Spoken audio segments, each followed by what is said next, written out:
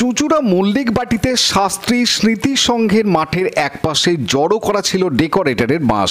সেই বাঁশে কোনোভাবে আগুন ধরে যায়, দাও দাও করে আগুন জ্বলতে থাকে, পাশে থাকা গাছপালা পুড়ে যায়, আশেপাশের বাড়িতে আগুন ছড়িয়ে পড়ার আশঙ্কা তৈরি হয়। স্থানীয়রা আগুন নেভানোর চেষ্টা করে, খবর দেওয়া হয় দমকলে। হুগলি দমকল কেন্দ্র থেকে একটি ইঞ্জিন ঘটনাস্থলে পৌঁছায়, আগুন নিয়ন্ত্রণ করে, সমস্ত বাঁশ পুড়ে ছাই হয়ে যায়। এখানে সবাই খেলছিল না, হঠাৎ দাউ দাউ করে আগুন জ্বলে যায়। পুরো চারতলা অব্দি গ্যাসটাও দেখতে পাচ্ছেন।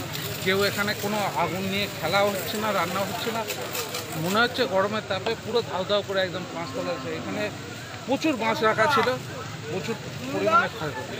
কতক্ষণ আগে হয়েছে? এই মিনিট আধা ঘন্টা। তাও আমরা জল দিয়ে যতটা সম্ভব নেবানোর চেষ্টা করেছি, তাও তো চারতলা অব্দি আগুন উঠে গেছে, গাছগুলো সব পুড়ে গেছে। কী করে হলো বোঝাই যাচ্ছে না। এখানে সব মাঠে খেলছিল সব। আমাদের কাছে একটু অন্যরকম খবর এসেছে যে স্কুলের সামনে কোনো বাড়িতে বা এতে লেগেছে। যাই হোক, মোটমত আগুন লেগেছে, আমরা খবর পেয়ে চলে এসেছি। এতে দেখছি কিছু বাস ট্যাগ হয়েছিল যেখানে আগুন লাগায়, এবং যার ফলে এখান থেকে কিছুটা গাছগুলোতেও লেগে যায়। এমন কিছু না, স্মল ফায়ার, কোনো অসুবিধা নেই, কেউ ইনজিওর্ড হয়নি, কিছু হয়নি। পুরো পরিস্থিতি নিয়ন্ত্রণ। হ্যাঁ, একদম। Subhash Maity report, Hooghly news.